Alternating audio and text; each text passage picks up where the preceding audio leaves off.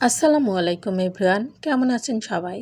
অনেক দিন হলো কোনো বড় ভিডিও আপলোড দেওয়া হচ্ছে না। সত্যি বলতে বড় ভিডিও এডিট করা এবং তাতে ভয়েস দেওয়া আমার কাছে অনেক বেশি কষ্টের মনে হয়, যে কারণে ভিডিও দিতে পারছি না। তো আজকে আমি 10 টাকা প্যাকেটের গুঁড়ো দুধ দিয়ে রসমালাই তৈরি করে দেখাবো। তো এখানে আমি 4 প্যাকেট গুঁড়ো দুধ নিয়ে নিয়েছি, আর দিয়ে দিয়েছি 1 চা চামচের মতো বেকিং পাউডার, আর সাথে দিয়ে দিলাম সয়াবিন তেল। এখানে ঘিটা দিলে বেশি মজা লাগে, কিন্তু আমার বাসায় ঘি ছিল না, যে কারণে আমি দিই নাই। আর এখানে আমি একটা ডিম নিয়ে নিয়েছি, ডিমটা আমি খুব ভালোভাবে ফেটিয়ে নিচ্ছি। আর এখানে অল্প পরিমাণে ডিম দিয়ে আমি এই ডোটা তৈরি করে নেব।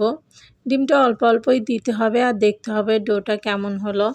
এই ডোটা খুব বেশি শক্ত করা যাবে না, একটু নরম করে আমি ডোটা তৈরি করে নিয়েছি। তারপরে আমি হাতটা ক্লিন করে হাতে কিছুটা তেল মেখে নিয়ে এবার মিষ্টিগুলো বানিয়ে নিচ্ছি।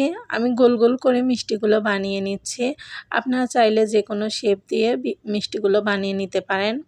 তারপরে এই তো এখানে আমি মিষ্টির মালাইটা তৈরি করে নেব।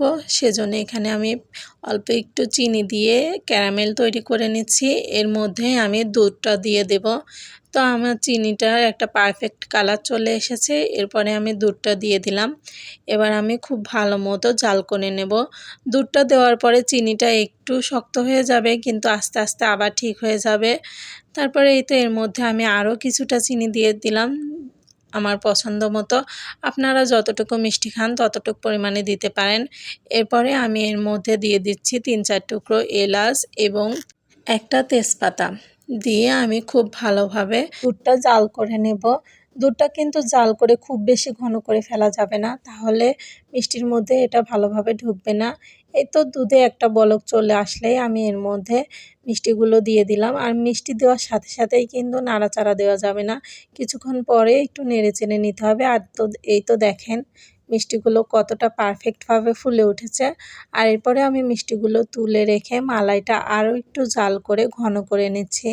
মালাইটা ঘন করে নিলে একটু খেতে ভালো লাগবে। আপনারা চাইলে এটা পাতলাও রাখতে পারেন। তো এই তো দেখেন আমি মালাইটা কত বেশি ঘন করে নিয়েছি। আর এই তো আমার মিষ্টির ফাইনাল লুক।